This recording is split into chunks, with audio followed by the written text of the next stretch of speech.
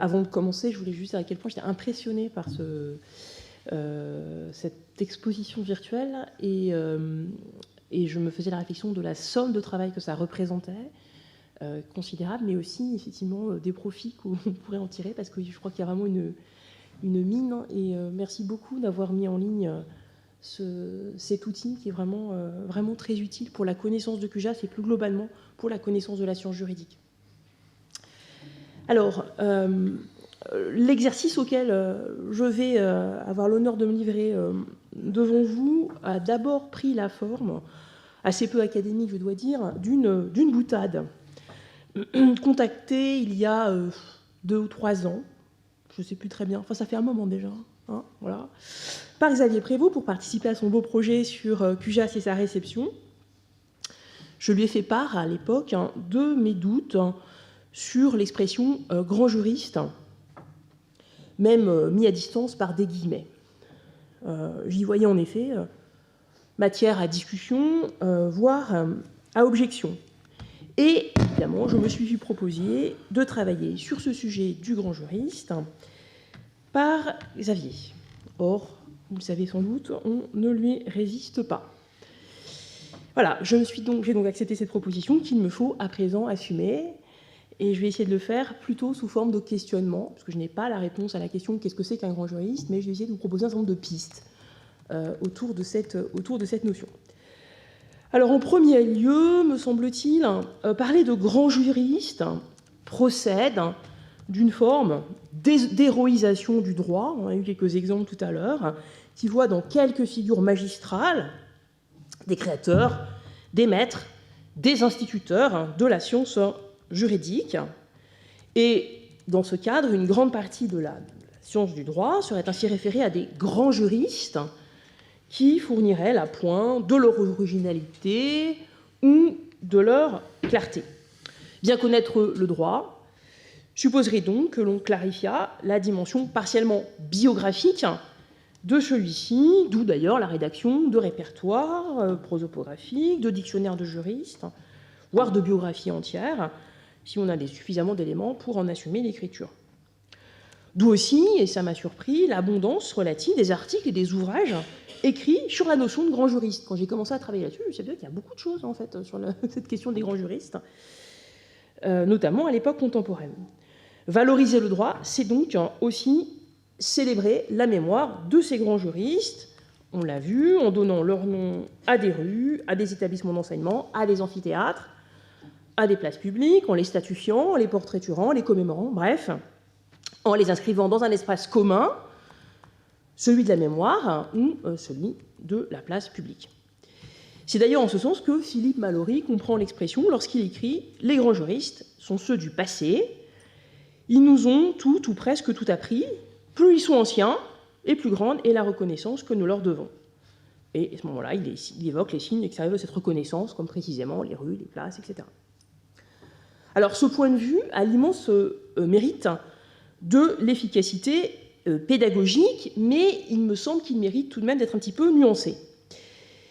D'abord parce que, comme le soulignait Marc Bloch en citant un proverbe chinois, l'homme est le fils de son temps aussi bien que de son père.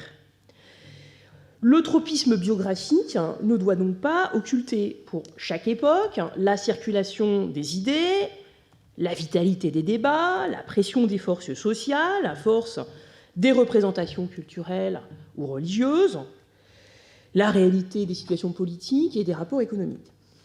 Bref, la contextualisation, tous ces éléments qui influencent, modèlent et parfois inspirent l'œuvre des grands juristes. Et il n'est pas toujours possible de démêler ce qu'ils ont emprunté à d'autres, ce qu'ils doivent à l'esprit de leur temps et ce qui leur revient en propre, à eux les grands juristes, si toutefois cette notion de « en propre » a un sens. Une partie de l'historiographie, d'ailleurs, rompt de plus en plus avec cette vision, et au récit de la succession des maîtres aux disciples allant sur la voie des progrès, succède de plus en plus une conception éclatée, ouverte du champ juridique, en une multitude de centres d'études, avec un certain nombre de canaux d'influence et de réseaux pas toujours facile à identifier, mais où en tout cas n'émerge pas forcément une figure dominante. Deuxième objection, ou deuxième en tout cas nuance à cette idée, faire fond sur les grands juristes pour parler du droit est une attitude qui me semble historiquement datée parce qu'elle suppose, acquise, la notion d'auteur. Or, comme nous aurons l'occasion d'y revenir, cela n'a pas toujours été le cas. Maintes œuvres juridiques ont été écrites sans auteur identifié ou identifiable, soit que ces œuvres aient été anonymes, soit qu'elles aient été composites. En outre, le type même d'intervention auctoriale mérite d'être interrogé. A-t-on affaire à une œuvre entièrement originale, si tant est que ce mot puisse avoir un sens? Cette œuvre se nourrit-elle à l'inverse d'emprunts? Et si c'est le cas, quelle est la nature de ces emprunts? Quelle est leur intensité? L'œuvre procède-t-elle au contraire par simple réaménagement? Quelles sont les intentions poursuivies par celui qui l'a produit? Autant donc d'interrogations qui ne peuvent être ignorées et en tout cas qui contribuent certainement à déconstruire l'idée même d'un juriste qui serait créateur et grand par sa capacité d'invention. Alors, ça c'est pour interroger la notion de grand juriste. Maintenant, ce que je voudrais dire en deuxième point, c'est que cette notion aussi présuppose, me semble-t-il, l'idée d'un ordre juridique où il est possible de rabattre le droit, au moins une partie du droit, sur de la subjectivité, d'accord, sur des personnes. Or, tous les ordres juridiques ne fonctionnent pas ainsi. Je vais prendre deux exemples. Premier exemple, la coutume. La coutume, quand elle est orale, au moins, évidemment, quand elle est rédigée, elle fait l'objet de commentaires. Mais quand elle est orale, elle ne donne pas lieu à l'émergence de grands juristes. C'est une pratique diffuse et qui semble coextensible aux communautés dans lesquelles cette même coutume se propage et sert à organiser les rapports sociaux.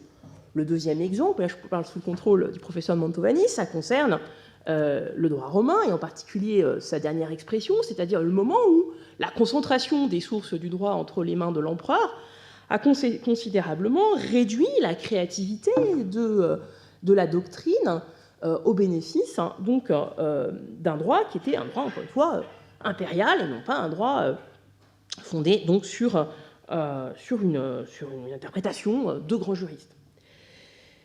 Alors, d'une certaine façon, si je fais un petit peu le bilan de tout ça, je dirais qu'il y a une certaine coextensivité, ou du moins une forte convergence, entre la notion de grand juriste et l'existence d'une activité réflexive sur le droit, c'est-à-dire d'une doctrine.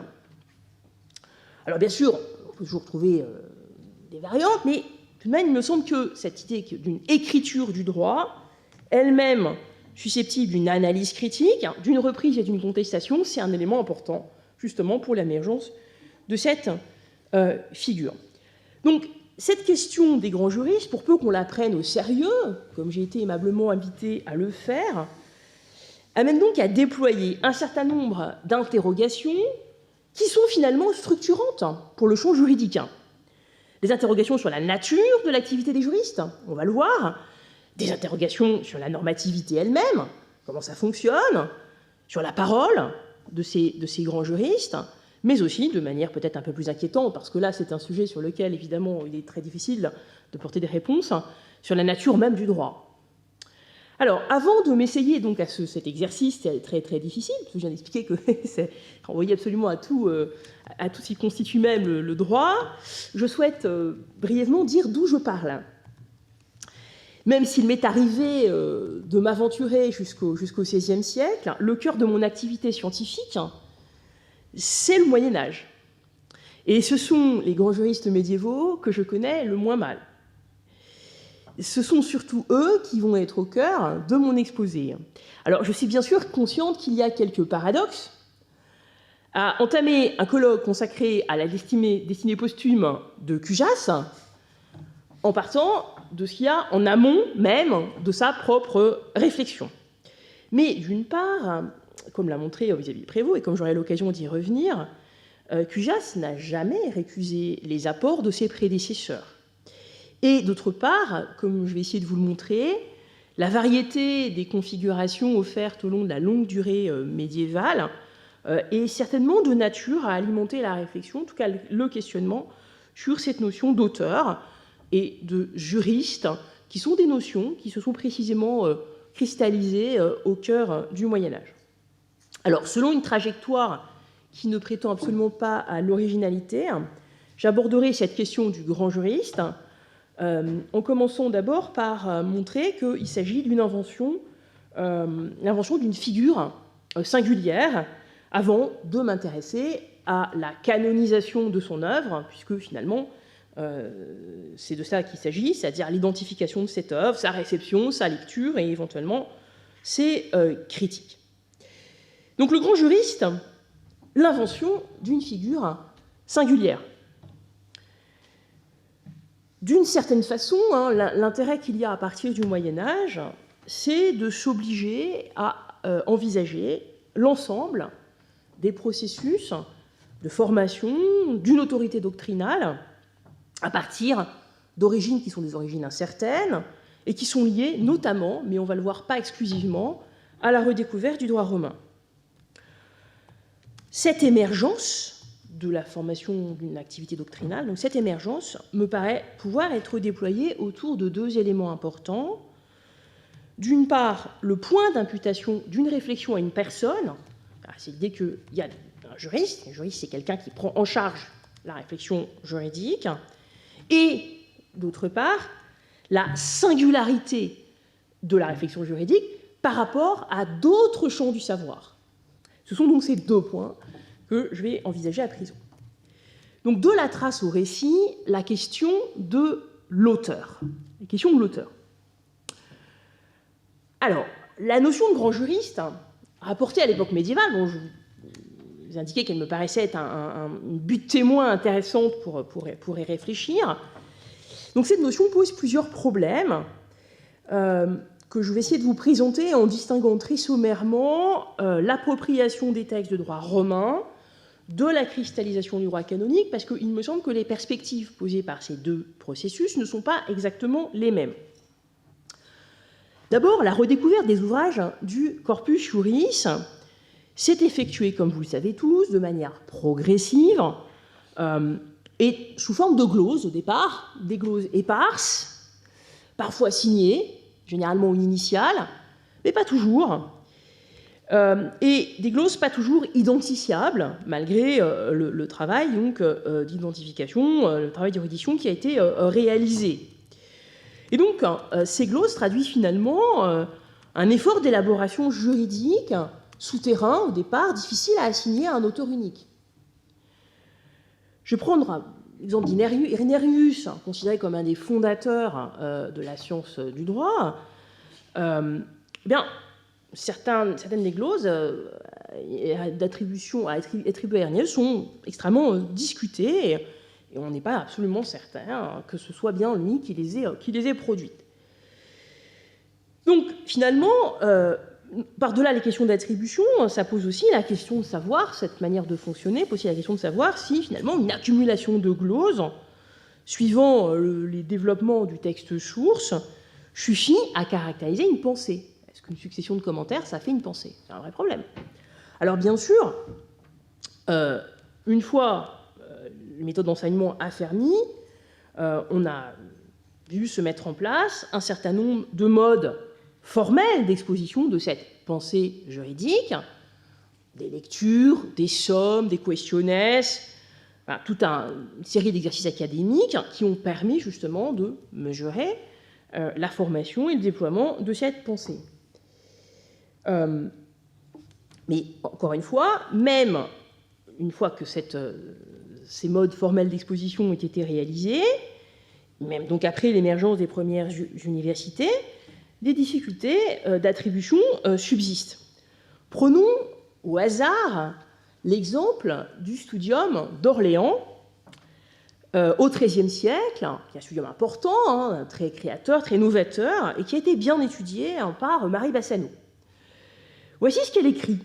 Elle souligne que la fidélité de certains auteurs orléanais aux thèses professées par d'autres, dans la lignée doctrinale desquelles ils s'inscrivent, ne permet pas toujours de différencier leurs écrits et leurs opinions de ceux de leurs prédécesseurs.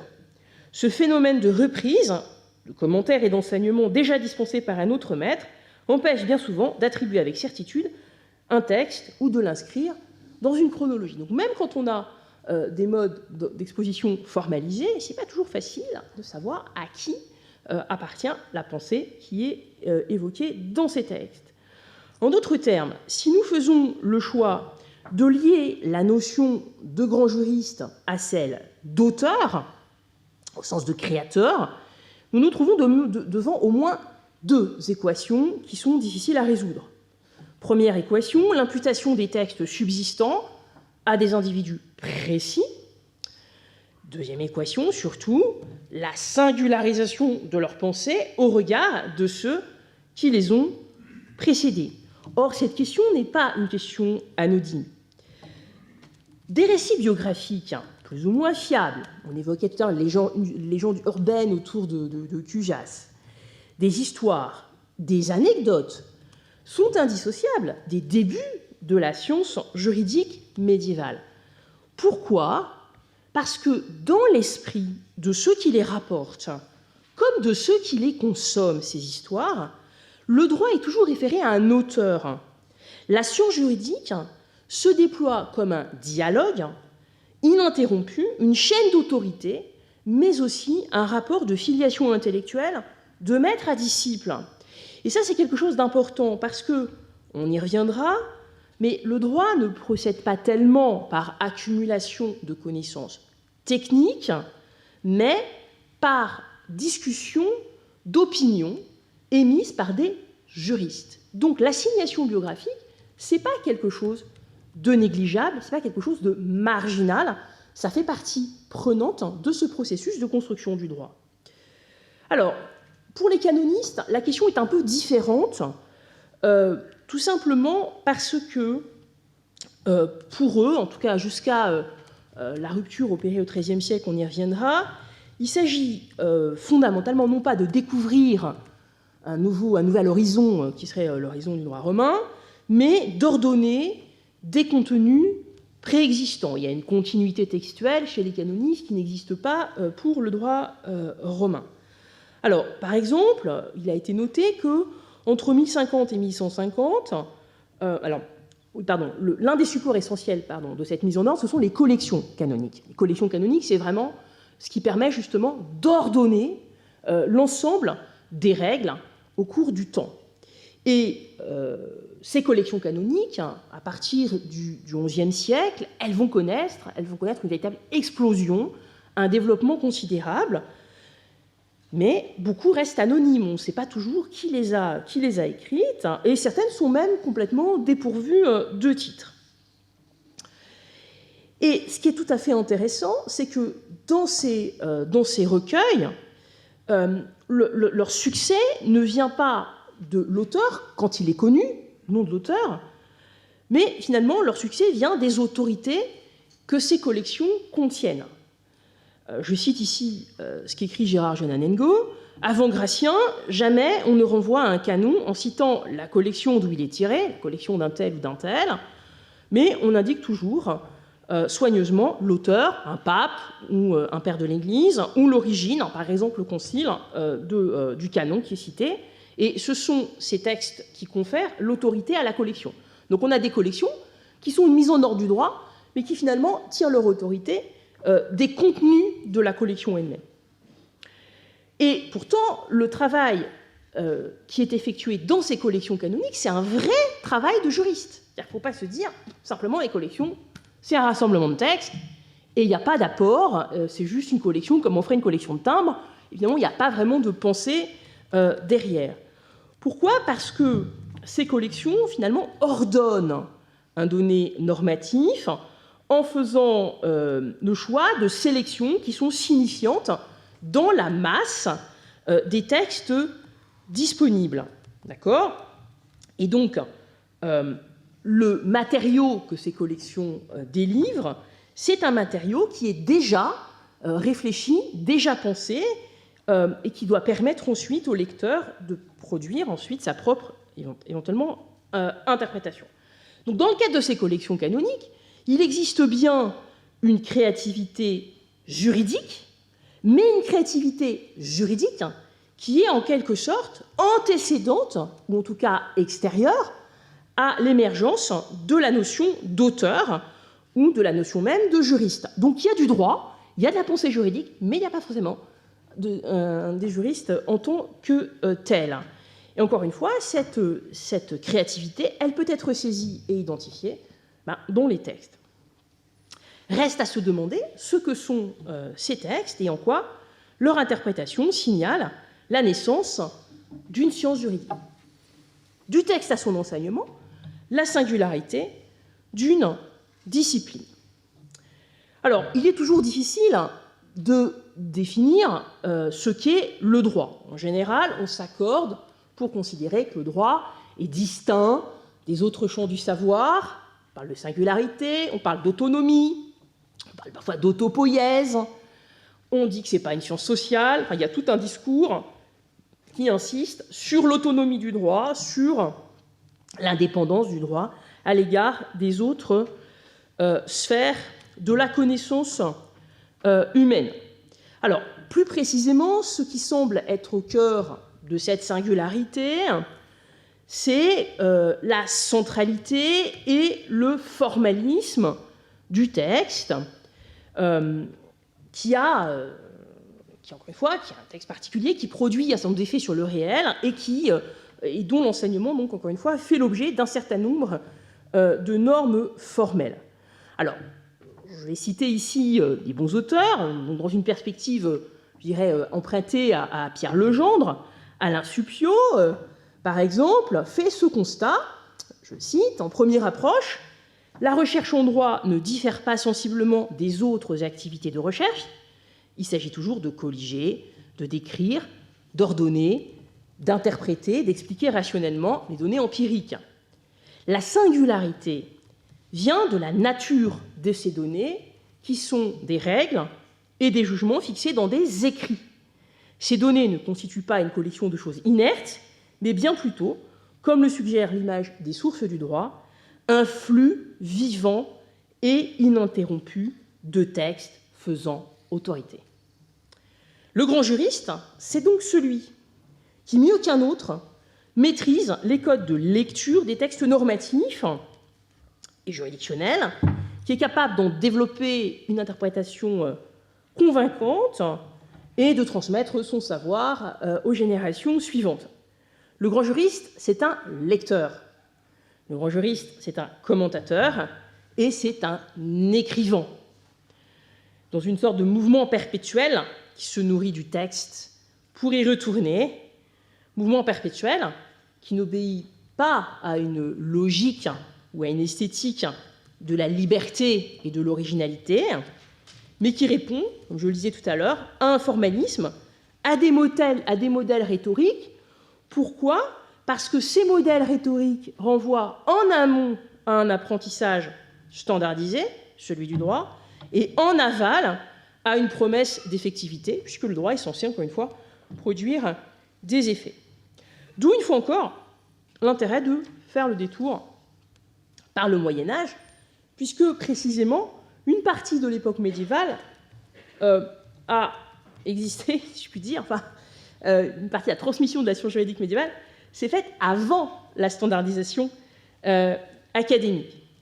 Et sous cet aspect, je voudrais encore une fois attirer l'attention sur le droit canonique, précisément parce qu'il s'inscrit dans un continuum textuel avec la tradition antérieure, et notamment la tradition antérieure à l'émergence des études juridiques.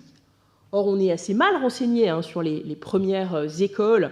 On ne sait pas très bien comment se formaient, avant le XIIe siècle, comment se formaient ceux qui avaient le droit en charge, en particulier les évêques. On sait qu'il y a un besoin croissant pour le droit. Et c'est difficile de donner des indications parce que l'un des sujets qui est posé par précisément cette continuité textuelle, c'est celle de la progressive séparation du champ juridique d'autres champs du savoir et en particulier de la théologie. Alors, je vais vous donner un exemple qui est un exemple sur lequel il se trouve que j'ai l'occasion de travailler un peu en ce moment, celui d'Yves de Chartres. Yves de Chartres, je reste dans ma... Je continue à jouer à domicile, puisqu'on est toujours en région Centre-Val de Loire, comme Orléans. Et donc Yves de Chartres est mort en 1116, donc on est très avant la rédaction du décret de Gratien, très avant l'enseignement du droit dans les facultés de droit. Et Yves, c'est quelqu'un qui a eu un rôle très important. Il est auteur ou inspirateur d'au moins 3 collections canoniques. Et c'est pour ça que ça m'intéresse beaucoup. Il est aussi l'auteur d'un prologue qui est passionnant, qui est un prologue à une de ses collections, ou un prologue qu'il a écrit de manière séparée, on ne sait pas très bien. Et ce prologue, ce n'est pas simplement un prologue où il nous dit voilà, je vais faire ci, je vais faire ça. Il présente sa réflexion sur le droit. Donc il prend vraiment position en expliquant ce que c'est que le droit pour lui, pas seulement le droit canonique, mais le droit en général. Donc c'est une vraie attitude de juriste finalement. Or, ce texte qui a été lu par des générations, qui a inspiré l'enseignement du droit, ce texte montre aussi que Yves ne s'y départit jamais de son rôle de pasteur, et il n'abandonne jamais non plus la visée sotériologique qui, pour lui, doit informer toute interprétation juridique. Pour lui, le droit, c'est une question de salut, le salut d'autrui, notamment le salut du prochain. Alors, comment qualifier l'œuvre d'Yves de Chartres? Yves de Chartres, c'est bien un auteur de droit, il a fait du droit, il réfléchit en juriste. Mais est-ce que c'est un pasteur? Est-ce que c'est un moraliste? Est-ce que c'est un théologien? Est-ce que c'est vraiment un juriste? Est-ce que c'est un peu de tout ça? Mais alors, dans quelle proportion? Et alors, qu'en est-il de la singularité de la discipline juridique avant donc, le XIIe siècle? Il n'est pas possible de répondre comme ça d'entrée de jeu à ces questions si l'on s'en tient strictement à ce qu'on sait de la biographie de l'auteur et de la structure interne de son œuvre. Si l'on veut avancer un petit peu, il est nécessaire de faire un pas de côté et donc de s'interroger sur la réception de cette œuvre, c'est-à-dire sur le regard que la postérité a posé sur elle. La canonisation d'une œuvre. Depuis le début de cette présentation, j'ai fait le choix de lier la figure du grand juriste à l'espace doctrinal, en considérant que celui-ci, cet espace doctrinal, était en quelque sorte structuré par la figure du grand juriste. Or, cet espace doctrinal est en réalité assez fluide parce qu'il n'y a pas d'institutions qui disent un tel, c'est un grand juriste, un tel, c'est pas un grand juriste. Il n'y a pas de doctrine officielle. Bien sûr, il peut y avoir une doctrine dominante, il peut y avoir une doctrine majoritaire, mais il y a surtout des opinions doctrinales, et entre lesquelles il est possible de choisir éventuellement de contester. Et donc, qu'en est-il, face à cette pluralité, de la figure du grand juriste? Est-ce que le grand juriste, finalement, c'est le parangon totémique d'une doctrine majoritaire, ou alors est-ce que c'est le précurseur d'une opinion novatrice? Est-ce que c'est un esprit original ou est-ce que c'est un esprit conformiste?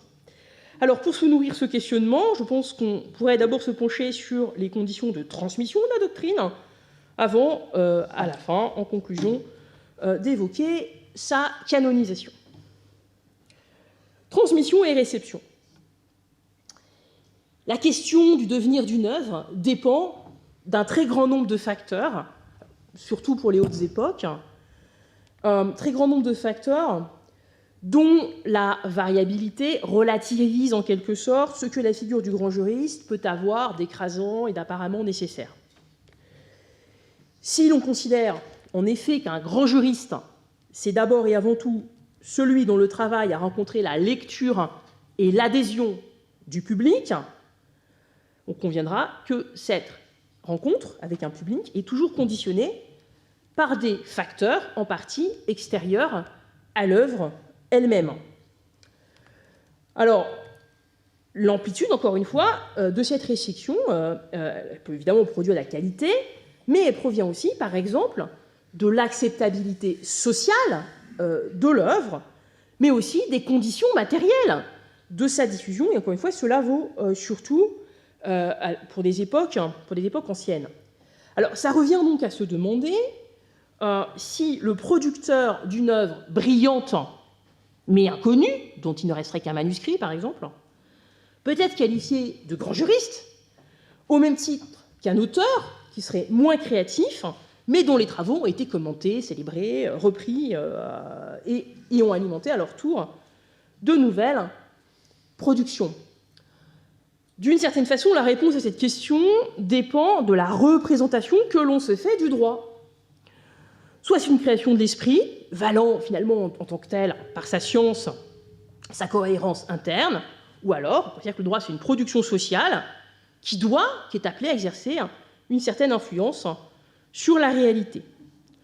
Alors, il n'y a pas de réponse unique, et puis de toute façon, il existe une foule de situations intermédiaires entre le génie complètement ignoré et le tâcheron populaire. Il y a évidemment toute une gamme de situations.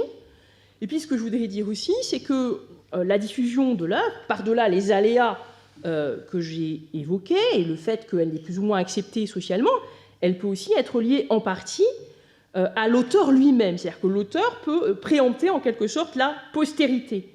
Alors, il peut le faire, par exemple, dans des préfaces. J'évoquais tout à l'heure Yves de Chartres, qui sont de véritables, pas simplement des captationes, benevolentiae, amis lecteurs, soins indulgents, ce genre de choses. Non, certaines préfaces sont de vrais projets d'écriture qui inscrivent l'œuvre, en tout cas qui souhaitent inscrire l'œuvre, dans une perspective globale et qui fournissent en quelque sorte une clé d'explication, une clé d'interprétation, offrant aussi les conditions d'un dialogue ouvert avec la postérité.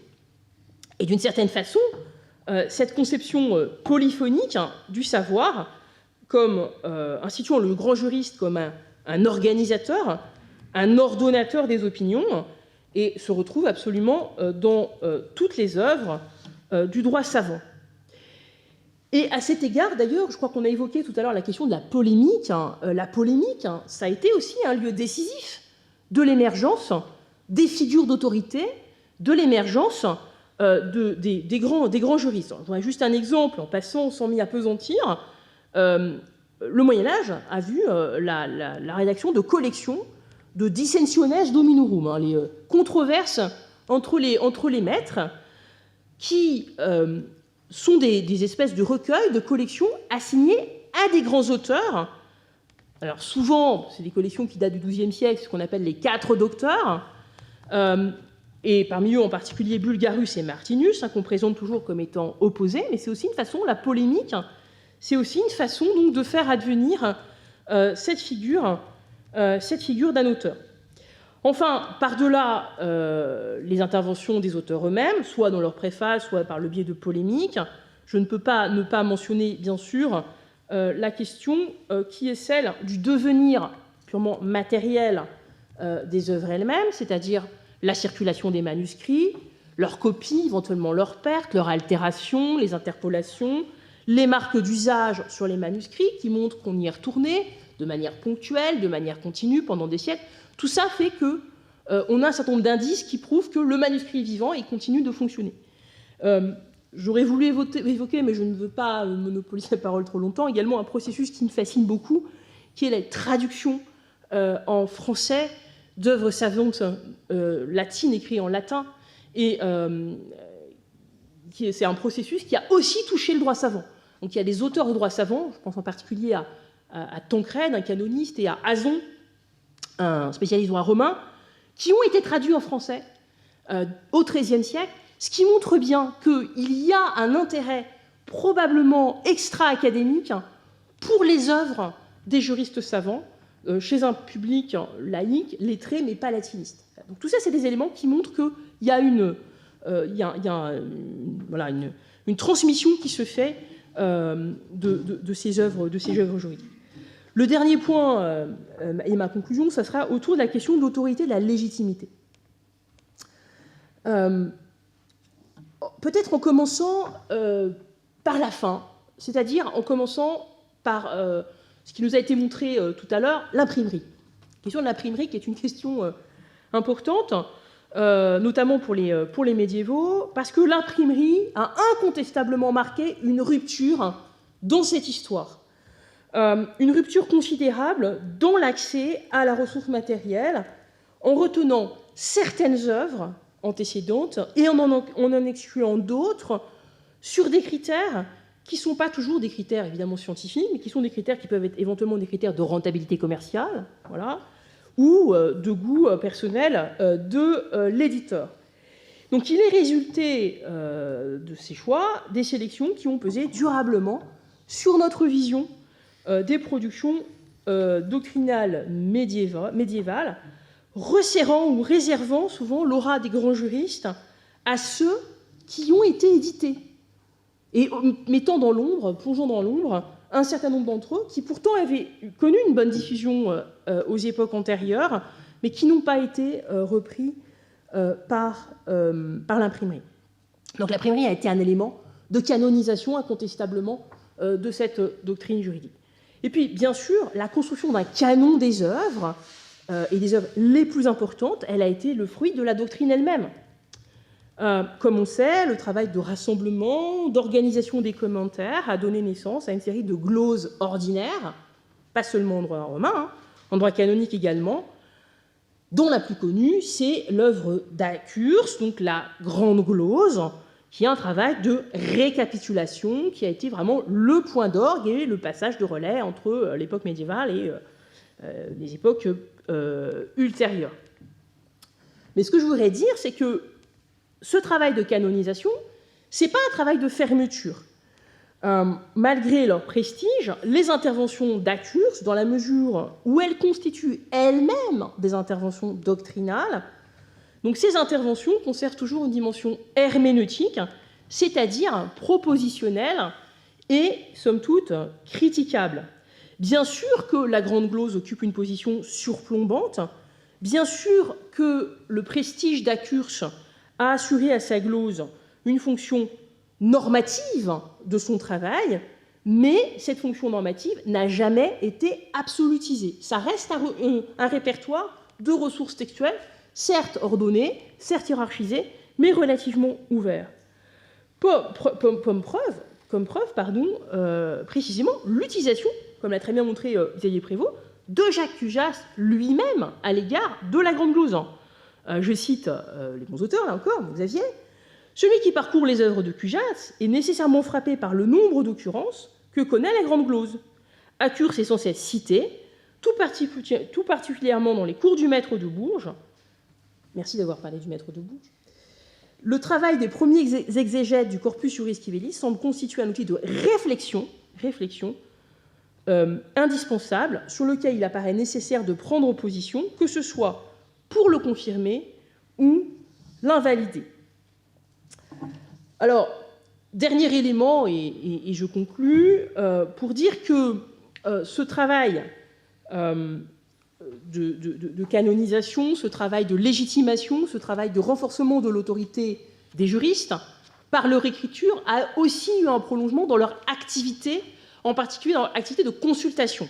Alors, le droit a une fonction pratique, on l'a souvent dit, et cette activité de consultation a aussi contribué à nourrir l'image d'un grand juriste. On évoquait tout à l'heure les consultations de Cujas, qui faisait autorité devant un tribunal et qui emportait la décision judiciaire. Bien, il en a été de même pour ses prédécesseurs médiévaux, une consultation de Bartol ou de Bald emportait de la même façon la conviction des juges.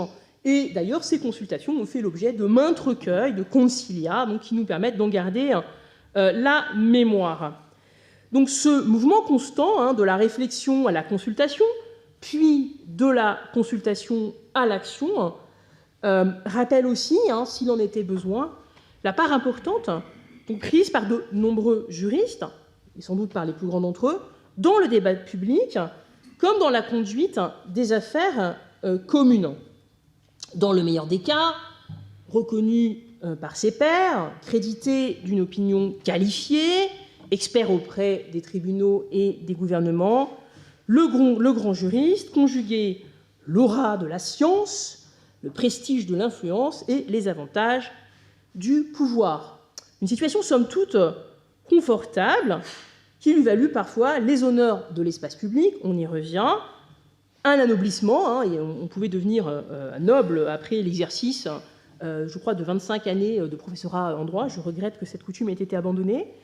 Mais donc aussi la reprise de l'opinion des grands juristes dans des décisions de justice ou des prescriptions normatives, c'est-à-dire que la réflexion devient elle-même norme.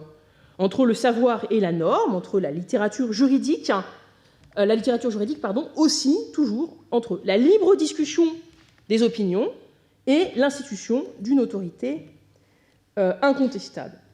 Alors, à l'image de cette littérature juridique, finalement, qui hésite entre ces deux pôles, de la réflexion et de l'action, de la créativité et de l'institution, eh bien, la figure du grand juriste s'échelonne du savant à l'homme d'action, en passant par le créateur, le professeur et, dans le pire des cas, le censeur. Au-delà, donc, de la transmission plus ou moins aléatoire des œuvres de l'esprit, parfois menacées par l'oubli, la destruction, la perte, il appartient à chaque génération de se tourner vers le passé pour y trouver des modèles d'inspiration ou des repoussoirs, des grands juristes à honorer ou à détester, de façon à penser le droit avec eux, contre eux et finalement au-delà d'eux. Je vous remercie.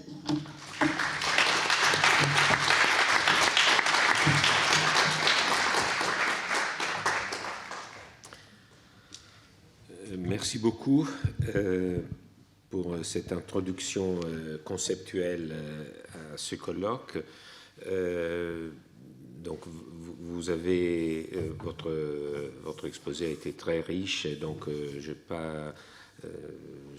n'y a pas la possibilité de le résumer, mais il faut quand même insister sur le fait que vous avez surtout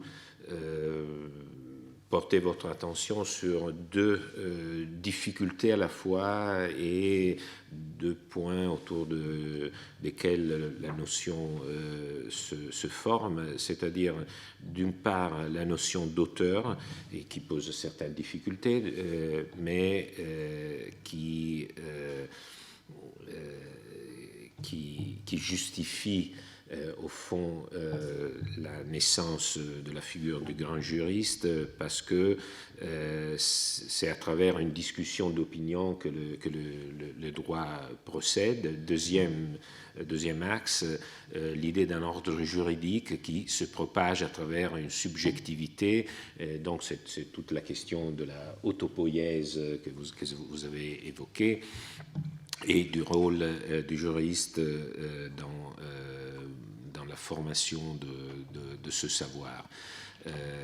On pourrait par ailleurs souligner que vous-même, vous avez donné une démonstration de la présence, mais vous l'avez fait avec une ironie que j'ai bien appréciée, des bons auteurs dans votre exposé, c'est-à-dire que vous n'avez pas pu vous passer de l'évocation d'un certain nombre d'auteurs qui font référence.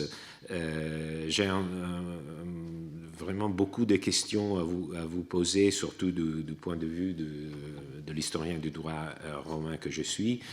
Mais avant de le faire, je voudrais, et je vous les poserai, je pense que ça sera tout l'intérêt pour moi et pour ceux qui travaillent surtout sur les droits romains, de voir quels sont les préalables de la pensée médiévale et moderne de certaines figures, et notamment la figure de l'auteur, quels sont les préalables qu'on peut trouver déjà dans les droits romains, parce que je pense que c'est un peu ça aussi qu'on peut évoquer, mais je vais vous poser la question ensuite. Avant, je donne la parole à la salle. Nous avons prévu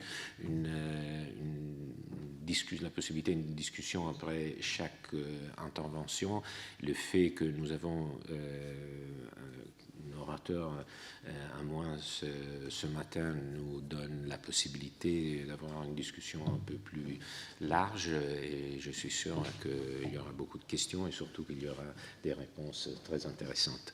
Donc je vous donne la parole, et je pense qu'on peut faire circuler peut-être, oui, le micro, parce que ça nous aide à enregistrer les questions. Et bien entendu, ça implique que vous êtes d'accord de poser des questions et d'être enregistré